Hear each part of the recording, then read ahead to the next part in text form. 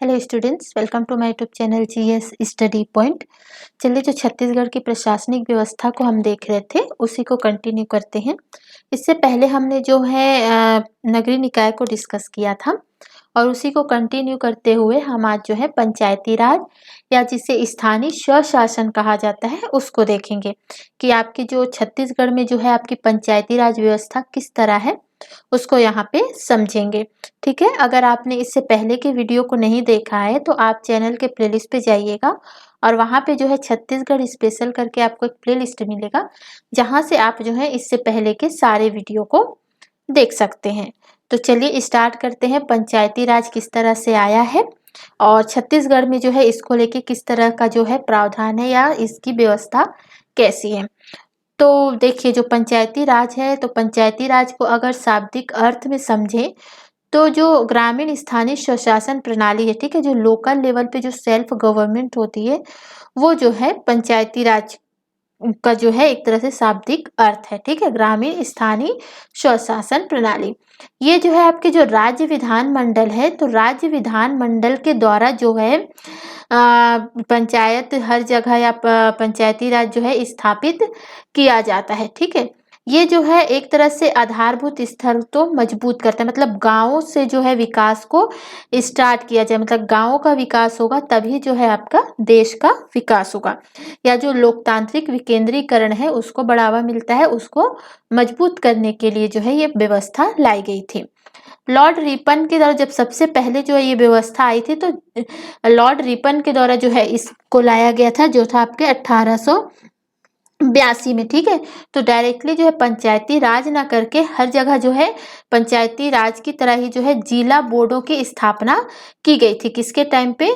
तो Lord Ripon के time पे, या ये कहें लोकल गवर्नमेंट को जो है सबसे पहले किसने परिभाषित किया या किसके प्रयास से जो आया था, तो लॉर्ड रिपन के। ठीक है, और यहाँ पे देखते हैं 1930 से 40 के काल में जो है बहुत से ऐसे प्रांत थे, राज्य थे जहाँ पे पंचायती राज व्यवस्था प्रारंभ हो चुकी थी। ठीक है, तो 30 से 40 के मध्य जो है बहुत से राज्यों में जो है आपकी पंचायती राज स्टार्ट हो चुका था।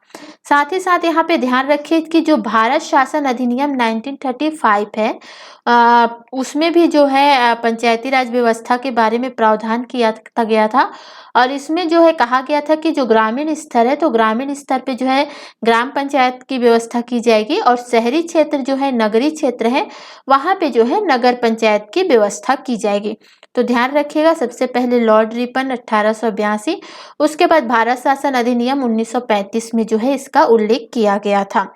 साथ ही यहाँ याद रखिए हमारे अनुच्छेद में जो है आर्टिकल है 40, ठीक है, आर्टिकल 40 डीपीएसपी में भी जो है ग्राम पंचायत का उल्लेख किया गया है। और इसके बाद जो है सबसे पहला जो है पंचायती राज सिस्टम जो जहाँ पे आया था वो था आपका 2 अक्टूबर 1959 को जो है आपके राजस्थान के नागौर जिले में बनाया गया था। उसके बाद अगर द्वितीय पूछा जाता है तो दूसरा जो है कहाँ बना था, तो आंध्र प्रदेश में। ठीक है, पंचायती राज से संबंधित कुछ समितियां हैं जिन्होंने जो है पंचायती राज से संबंधित कुछ प्रावधान दिए थे कि किस तरह की पद्धति होनी चाहिए, कहाँ पे किस तरह का जो है हमें व्यवसाय मतलब रखना चाहिए, व्यवस्था जो है रखनी चाहिए। तो सबसे पहले जो है आपके बलवंत राय मेहता समिति आई थी 1957 में। ठीक है, तो इन्होंने जो है त्रिस्तरीय पंचायती राज पद्धति को बताया था, व्यवस्था करने को कहा था कि त्रिस्तरीय पंचायती राज व्यवस्था होगी, मतलब जो पंचायती राज व्यवस्था होगी वो 3 स्तर में होगी। गाँव के लिए उन्होंने कहा था कि आपके ग्राम पंचायत होंगे, ठीक है, जनपद है या ब्लॉक के लिए उन्होंने बताया था कि पंचायत से समिति बनाई जाएगी और प्रत्येक जिला में जो है आपके जिला पंचायत बनाया जाएगा। ठीक है, आगे जो है आपकी जो अशोक मेहता समिति आई, अशोक मेहता समिति ने 1977 में जो है पंचायती राज व्यवस्था को जो है द्विस्तरीय करने को कहा।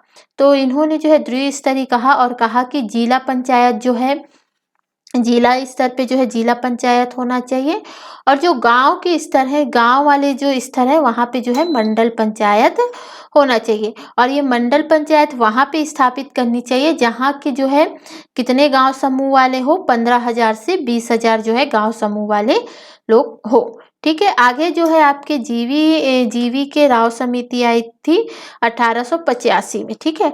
उन्होंने जो है इस व्यवस्था की जो है आलोचना की थी और नौकरशाही व्यवस्था की आलोचना की और उन्होंने इसको क्या कहा, बिना जड़ के घास। अगर पूछा जाता है कि इसकी आलोचना किन्होंने की थी तो जीवी के राव समिति द्वारा, और क्या कहा गया था, तो बिना जड़ के घास।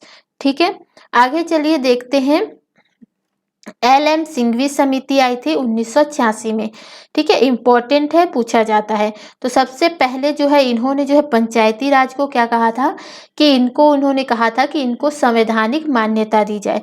तो पूछा जाता है कि पंचायती राज को जो है संवैधानिक मान्यता का मतलब प्रावधान किस समिति द्वारा किया गया था, तो एल.एम. सिंघवी समिति द्वारा। ठीक है, तो इन्होंने जो है संवैधानिक मान्यता देने की वकालत की थी। साथ ही साथ इसके लिए जो है इन्होंने न्याय पंचायत स्थापित करने की भी बात कही थी और त्रिस्तरीय की वकालत की थी। मतलब जो पंचायती राज व्यवस्था है वो 3 स्तरों में होना चाहिए, जो कि आपके बलवंत राय मेहता समिति द्वारा भी ये कहा गया था। ठीक है, तो आगे चलते हैं। तो ये जो है अभी जब समिति आई उसके बाद जो है जो संविधान में कुछ संशोधन भी किए गए। तो जब पहली बार जो पंचायती राज को लाने के लिए जो अमेंडमेंट किया गया था वो था राजीव गांधी की जो सरकार थी उस टाइम किया गया था और वो था 64 अमेंडमेंट एक्ट 1989। इस टाइम पे जो है राज्यसभा में ये चीज़ पास नहीं हो पाया था ये बिल, जिस वजह से ये अमेंडमेंट वहीं रुक गया था, आगे नहीं बढ़ पाया या कहें कि असफल रहा। ठीक है, आगे जो है बीपीसी जो की सरकार के टाइम पे जो है 1989 में जो है फिर से जो है पंचायती राज व्यवस्था को लाने की बात कही गई, फिर भी इस टाइम भी जो है ये असफल रहा। आगे जब नरसिम्हा राव सरकार जब आई 1991 में, ठीक है, तो उस टाइम जो है 73वां संविधान संशोधन 1992 जोड़ा गया और फिर जो है पंचायती राज व्यवस्था जो है संविधान में या हमारे सामने आई। और ये आई कब थी, तो 24 अप्रैल 1953 में। काफ़ी क्वेश्चन पूछा जाता है कि पंचायती राज दिवस कब मनाया जाता है, तो आपको ध्यान रखना है 24 अप्रैल को ही मनाया जाता है। ठीक है, आगे चलिए। अब जो 73वां जो संविधान संशोधन अधिनियम के माध्यम से जो है पंचायती राज व्यवस्था को जोड़ा गया था उसमें क्या क्या बात ऐसी कही गई थी। तो 73वां संविधान संशोधन अधिनियम 1992 जब आया था तो सबसे पहले जो है इसको संवैधानिक दर्जा दिया गया, किसको, आपकी जो पंचायती राज व्यवस्था है। आगे जो है आपके संविधान के जो भाग 9 है, ठीक है, भाग 9 में जो है इसको जोड़ा गया। भाग 9A में जो है आपकी जो नगरीय निकाय है उसको जोड़ा गया था। ठीक है, और भाग 9 में जो है आपके पंचायती राज को जोड़ा गया था। आगे जो है जो संविधान की जो अनुसूची है 12 अनुसूची, तो जो पंचायती राज है उसको जो है 11वीं अनुसूची में जोड़ा गया था, जिसका कितना विषय है, तो 29। डायरेक्ट क्वेश्चन पूछे जाते हैं कि पंचायती राज जो अनुसूची है या पंचायती राज में कितने विषय शामिल हैं, तो 29 विषय जो है शामिल हैं। ठीक है, अनुच्छेद की बात करते हैं तो 243 से 243 ओ तक जो है पंचायती राज से संबंधित अनुच्छेद है। ठीक है, और जब ये मंजूरी मिल गई थी कि पंचायती राज व्यवस्था को जो है 73वां संविधान संशोधन में जोड़ा जाएगा, तो इसकी जो त्रिस्तरीय प्रणाली को जो है मंजूरी दी गई थी। ठीक है, तो त्रिस्तरीय प्रणाली के अंतर्गत जो है क्या है, ग्राम पंचायत, जनपद पंचायत और जिला पंचायत। तो ग्राम पंचायत जो है आपके गांव के लिए था, जनपद पंचायत जो है आपके ब्लॉक लेवल के लिए था और जिला पंचायत जो है प्रत्येक जिला के लिए था। और यहाँ पे ध्यान रखिएगा कि 20 लाख से कम जनसंख्या वाले जो गांव होंगे या जो राज्य होंगे वहाँ पे जो है 2 स्तरीय जो प्रणाली होगी उसको लागू की जाएगी। ठीक है, ग्राम और जिला पंचायत को। ठीक है, सीटों का आरक्षण देखते हैं तो महिलाओं को जो है आरक्षण कम से कम जो है महिलाओं का आरक्षण कितना होना चाहिए, 1/3। लेकिन राज्य सरकार चाहे तो इसको बढ़ा भी सकती है, लेकिन कम से कम कितना रखना है, 1/3 जो है महिलाओं को जो है आरक्षण मिलना चाहिए। छत्तीसगढ़ की बात करें तो छत्तीसगढ़ में जो है महिलाओं को 50% आरक्षण दिया गया है। ठीक है। और जो SC ST का जो आरक्षण होगा वो उसकी जनसंख्या के अनुपात पर जो है उनको आरक्षण दिया जाएगा, ठीक है। साथ ही साथ जो ग्राम स्तर है, तो ग्राम स्तर पर जो है ग्राम सभा बनाने की भी मांग की गई थी और ग्राम स्तर पर ग्राम सभा स्थापित की जाती है, ठीक है। और ध्यान रखिए 5वें वर्ष जो है, हर 5वें वर्ष जो है पंचायत का चुनाव कराया जाएगा। और इसका जो चुनाव है या निर्वाचन है वो किसके माध्यम से होता है, तो जो राज्य निर्वाचन आयोग है, ठीक है, उनके द्वारा जो है पंचायतों का जो है चुनाव करवाया जाता है। वित्त की बात करें तो जो पंचायत है उनको जो है वित्त कहाँ से मिलता है, पैसे कहाँ से मिलते हैं, तो उनको जो है राज्य वित्त आयोग द्वारा जो है उनको पैसे दिए जाते हैं, ठीक है। और ये प्रत्येक 5 वर्ष में जो है दिया जाता है। और साथ ही साथ जो है सिफारिश किसकी लगती है, तो राज्यपाल के द्वारा, ठीक है। आगे देखते हैं तो कार्यकाल की बात करते हैं। तो कार्यकाल जो है 5 वर्ष का होता है, ठीक है। और विघटन की स्थिति में जो है अगर विघटित हो जाता है, अगर कोई पंचायत जो है अगर विघटित हो जाता है तो ऐसी स्थिति में 6 माह में वहां पे चुनाव करवाना पड़ता है, ठीक है। न्यूनतम आयु जो है इसके लिए कितनी होनी चाहिए, तो न्यूनतम आयु जो है 21 वर्ष होनी चाहिए।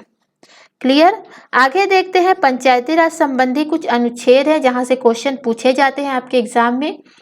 और अभी जो आपका CGPSC का भी जो एग्जाम हुआ था उसमें भी क्वेश्चन पूछा गया था, तो ध्यान रखिएगा। अनुच्छेद 243 से 243 ओ तक जो है अनुच्छेद जो है पंचायती राज में शामिल है। तो इसमें जो है 243 में जो है पंचायती राज व्यवस्था की जो है उसकी परिभाषा दी गई है। 243 ए में जो है आपकी ग्राम सभा के बारे में बात किया गया है। 243 बी में जो है ग्राम पंचायत के गठन की बात की गई है। 243 सी में जो है पंचायतों की संरचना के बारे में बात किया गया है। 243 डी में जो है आपके पंचायतों में जो स्थानों का आरक्षण है कि SC ST को, महिलाओं को, OBC को किस तरह से आरक्षण दिया जाएगा उसके बारे में प्रावधान है। 243 ई की बात करते हैं तो जो पंचायतों की जो अवधि है, ठीक है, उसके बारे में बातें की गई है। और 243 एफ में जो है सदस्यत्व की जो अयोग्यता है, किस तरह से वो अयोग्य होंगे, ठीक है, उसके बारे में जो है बातें की गई है या प्रावधान है, ठीक है। 243 जी में जो है पंचायत की शक्ति और उसकी जो जिम्मेदारी होगी, क्या उनका उत्तरदायित्व होगा, उसके बारे में बताया गया है। 243 एच में जो है पंचायत के कर लगाने की शक्ति के बारे में बताया है, ठीक है। 243 आई में जो है राज्य वित्त आयोग के बारे में था कि राज्य वित्त आयोग द्वारा ही जो है पंचायतों को अपने कार्यों के संचालन के लिए पैसे दिए जाते हैं या वित्त की जो है पूर्ति की जाती है। और 243 जे में जो है पंचायतों के जो लेखा है उसकी समीक्षा के बारे में जो है प्रावधान है। 243 के में जो है पंचायत का जो निर्वाचन किस तरह होगा उसके बारे में प्रावधान है। एल की बात करें 243 एल की तो संघ राज्य क्षेत्र में जो है पंचायती राज व्यवस्था के बारे में बात एक प्रावधान किया गया है। और 243 एम में जो है कुछ भागों में जो है, जैसे कुछ भाग में जो है पंचायती राज व्यवस्था लागू नहीं हो पाएगी उसके बारे में बताया गया कि किन किन जगह पे जो है ये लागू नहीं किया जा सकता। 243 एन में जो है जो उनकी जो विद्यमान जो कौन कौन सी तिथियां हैं, ठीक है, बजट के लिए कौन सी तिथि, जो एक तिथियों के बारे में जो है या उसकी जो अवधि होगी उसके बारे में यहाँ पे बताया गया है। 243 ओ में जो है निर्वाचन संबंधी मामले में जो है न्यायालय का जो हस्तक्षेप है उसके बारे में यहाँ पे बोला गया है, ठीक है। आगे देखते हैं तो छत्तीसगढ़ में जो पंचायती राज व्यवस्था है वो जो है त्रिस्तरीय है, ठीक है। तो जहाँ जिस राज्य की संख्या 20 लाख से कम होगी तो वहाँ पे जो है 2 स्तरीय होंगे, ध्यान रखिएगा। और छत्तीसगढ़ में जो है त्रिस्तरीय है, ग्राम पंचायत, जनपद पंचायत और जिला पंचायत।